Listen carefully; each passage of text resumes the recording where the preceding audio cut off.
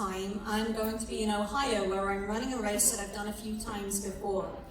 With hundreds of other runners, we do a 5-mile loop for however many miles that we are looking at getting, up to 100 miles, which is the highest medal. And trust me, I don't do near 100 miles. What is great about this and this type of race, these looped races, is observing the way the scenery changes as the temperatures and the weather changes. So, for example, some things I've noticed in previous years include, as we start the race and run alongside a canal, there are lotus flowers in the water, which as the weather warms up, they begin to open and the beauty of the flowers on the water is revealed. Also, in the early hours, a misty fog hangs over the water, making it look eerie and peaceful at the same time. And as the race starts, we hear the sound of the birds as they begin their morning chorus. We see many other things along the trails too, including, this is so funny, right? So there was this snapping turtle who one year was staring down a park ranger. The two of them, picture this, you've got your turtle and you've got your park ranger, and they're staring each other out. The park ranger was trying to get the turtle back into the canal, and I wanted so badly to take a photo of this stare down because it was so intense. It was really funny. But I didn't get the photo because I felt, I would get into trouble or something, so I didn't take the photo. But it was really funny to see these two. It would have been a perfect meme, So where I'm going with this is that something I frequently hear from people when they come to treatment is the comment that before arriving here, the world would seem so grey. But once they started getting sober, the world would come alive to them. They could see the blue sky, the color of the trees. The world came alive. Now, many people I meet with say they may not be into a traditional religious or spiritual belief, but there's something about nature that draws them in and makes them start to come alive again. They also recognize how more often than not they isolated and hid even from nature when they were in their active drinking or using. Nature is a pretty wonderful thing. Many people enjoy the natural world, from going to the beach to camping to a warm sunny day, whereas others may love that misty rain, even if they're watching it from inside a warm home, clutching a cup of tea or coffee while reading a book. As well as noting the sheer wonder and beauty of the natural scenery, the times that I've done this race, sometimes the nights can be so bitterly cold as we're camping, so there's that as well. And the days can be very hot, and all of this can create an environment where the air becomes very buggy. So we have to take bug spray as well. So as beautiful as the world can be, it can also be challenging to navigate some of the things we experience in nature, paired with the weather. And just like if you're booking a beach vacation several months in advance, you don't know whether the weather is going to be sunny, cloudy, or rainy. And let's face it, to some of us, as far as the camping thing goes, our idea of camping is booking a room at the local Holiday Inn, am I right? Ultimately, though, we cannot and should not escape nature. At the very least, we have a symbiotic connection with the natural world, as the trees and plants breathe out the oxygen that we need to survive, and we breathe out the carbon dioxide that they need to survive. As I said, we cannot and should not escape nature. And in fact, many people would say that nature is in itself an escape. And it's so amazing when we can tune into nature and how stronger our senses can focus on what's around us. So my partner is an avid bird watcher, and I'm really amazed at how bird watchers can spot some of the tiniest birds even without binoculars. And I've become so much more familiar now that every little brown bird that I see is not necessarily a sparrow. But when we hone in on nature, our senses get sharper, and we notice little details that we might have otherwise missed in the past. Before this message, we had a few readings which spoke to the importance of nature as a force of connection, as well as grounding us when we're struggling.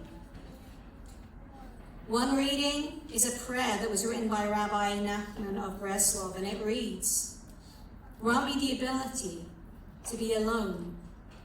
May it be my custom to go outdoors each day among the trees and the grass, among all growing things, and there may I be alone and enter into prayer to talk with the one to whom I belong.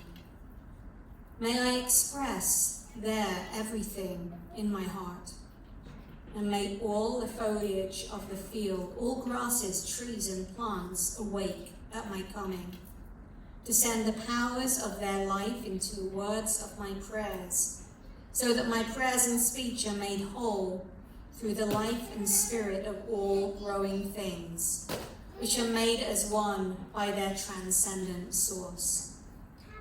May I then pour out the words of my heart before your presence like water, O Lord, and lift up my hands to you in worship on my behalf and that of my children."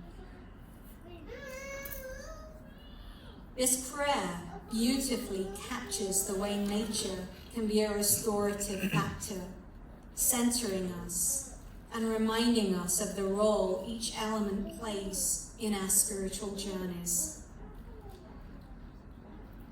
The prayer invites us not only to see nature as a part of the glory of creation, but also to recognize our role, our place in this divine beauty, reminding us that we are as much a part of the intricately connected and as intricately connected to it as the trees, the streams, and the air. We are reminded to cultivate a respect and a reverence for the world around us. Nature has a way of grounding us, reminding us of the simplicity of life and the importance of living in the present moment. As we immerse ourselves in the natural world, we experience a sense of connection to something greater than ourselves. This connection can be a vital part of the recovery journey, offering hope and renewal when we feel lost or overwhelmed. This prayer also reminds me of the many spiritual writings which incorporate nature and strong visual imagery, from biblical examples such as Psalm 42, where it reads, "As the deer pants for the water, so my soul longs after you," to the Quranic reading, which states that it is Allah who sends the winds and the clouds and the rain to revive a dying earth. And these same sentiments are echoed also in other spiritual readings. The recognition that there is something bigger than us, which has created the universe, and somehow, by design or luck, placed this planet the right distance from its sun to be able to create life. And whether you call that something, God, universe, creator, Big Bang Theory, energy, or by another name, we cannot escape that the world as we know it is a miracle. It is quite literally a miracle that this planet exists and over billions of years has created multiple forms of life that need each other to survive. Again, from the symbiosis we have with the oxygen-carbon dioxide exchange, to even the ability to hunt and farm crops. And related to that, another reading we had before the message from the book of Matthew reads, "Look at the birds of the air, they do not sow or reap or store away in barns, and yet your heavenly Creator feeds them. Are you not much more valuable than they?" This passage reminds us that each of us has been given what we need in life. The birds who do not labor in the fields are still provided for. If God cares for these seemingly insignificant creatures, how much more does divine love care for us, especially as we navigate the challenging road of recovery? Recovery can at times be a journey filled with uncertainty and fear, especially of the unknown. It may feel overwhelming at times. Many here know the struggle of feeling lost and alone, burdened by past decisions and the weight of the substance or alcohol use, which took away the ability to make a conscious choice. In these moments, it is critical to remember that we are not alone. Just as in this reading, we witness God's provision for the birds and flowers, we too must learn to trust that we are not alone in our struggles.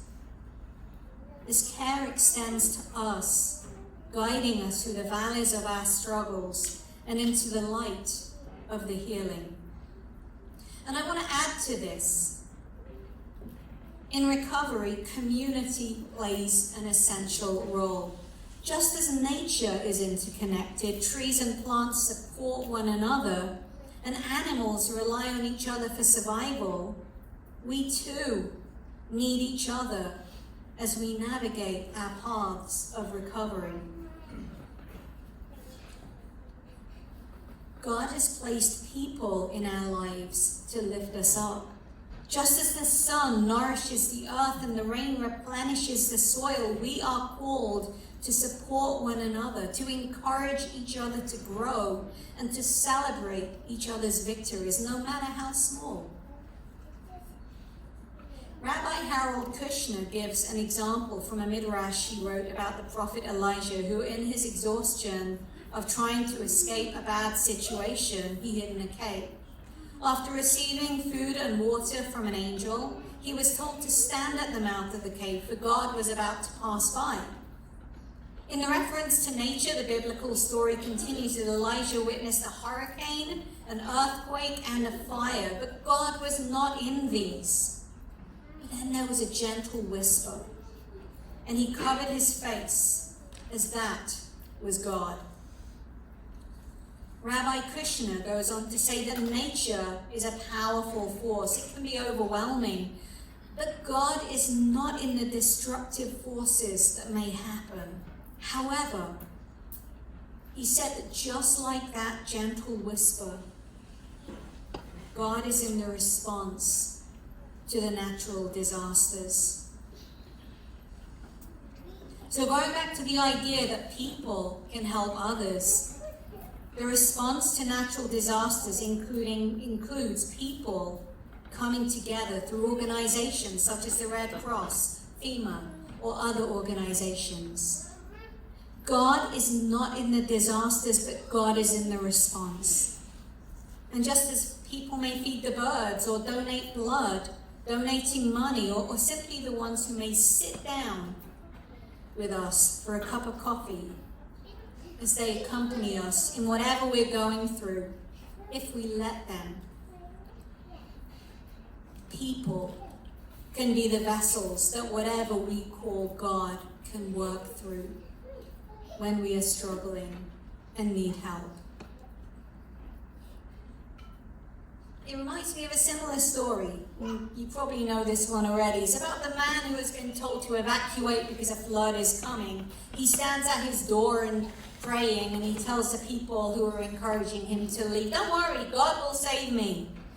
Eventually he goes to his roof as the flood waters rise, and a boat comes by, and the people once more encourage him to climb in. "Hey, we're here to rescue you. Come on, jump into the boat." And he says, "I'm praying, don't worry, God will save me." Eventually a helicopter comes by and they say, "Hey, we're here to rescue you. Climb up, we're here to rescue you." And he says, "Don't worry, God will rescue me."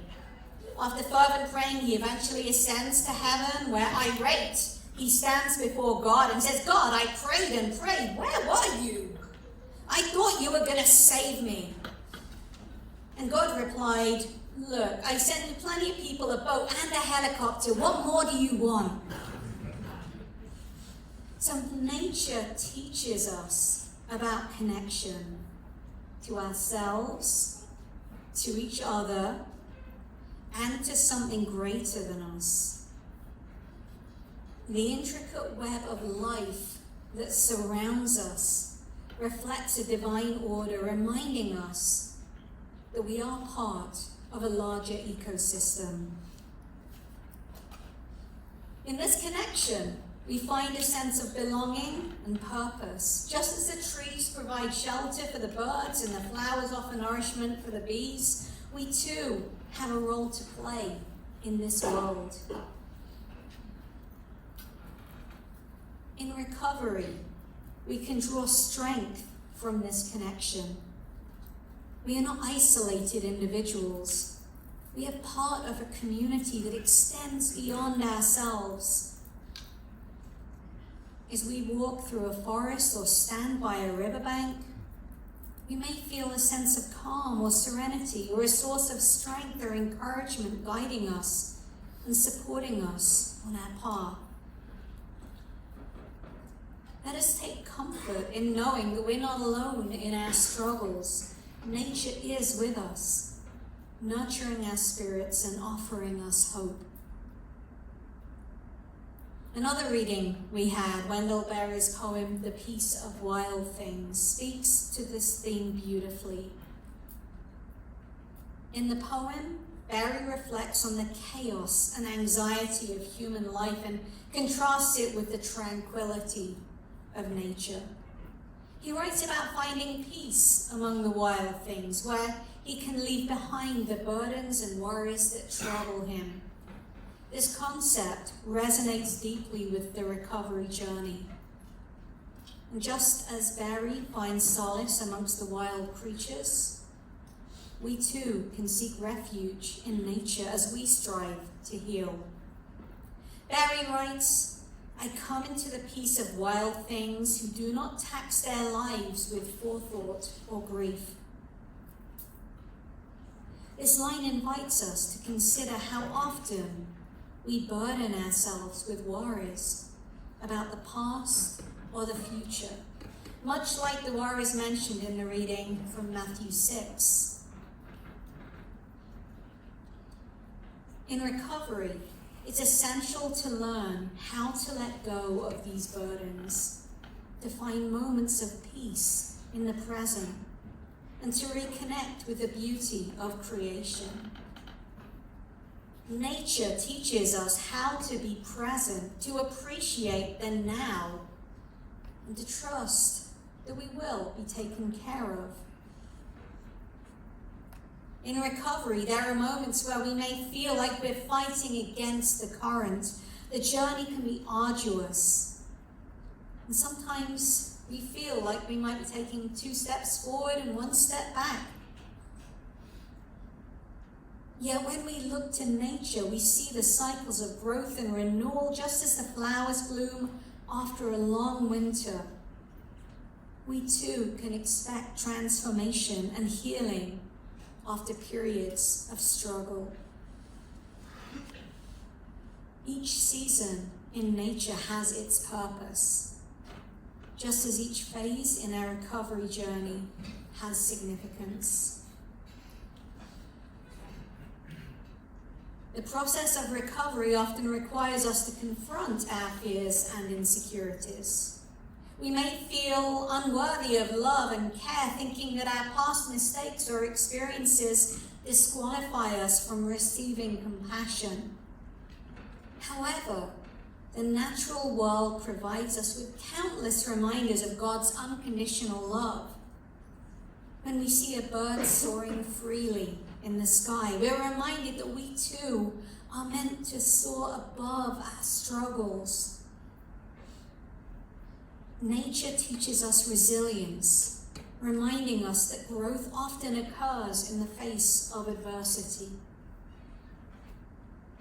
As we embark on the journey of recovery, let's take time to immerse ourselves in the beauty of creation. Nature can serve as a source of strength and inspiration. When we take walks in the park or sit by a river or simply breathe in the fresh air, we can find clarity and peace. These moments allow us to reconnect better with ourselves and with whatever the God of our understanding is. It's in these quiet moments that we can hear its voice, guiding us towards healing and wholeness. As we move forward, let's remember to look around us, to appreciate the beauty of creation, and to draw strength from it. Each element of nature can remind us that divine love and care, can remind us of that divine love and care. When we feel overwhelmed, let us take a moment to step outside, breathe deeply, and allow the sights and sounds of nature to wash over us. So let us embrace that message that creation calls us to recognize the goodness of God, particularly in our recovery journeys. Trust that just as God cares for the smallest details of creation, it is also intimately involved in our healing process. May we find support in nature, community, and our various beliefs as we navigate the path towards wholeness. Let us remember that recovery is not just about overcoming behavior or use disorders. It's about embracing a new life filled with hope, renewal, and the assurance that the divine is found inside of nature and in our very souls, and it walks with us every step of the way. Amen.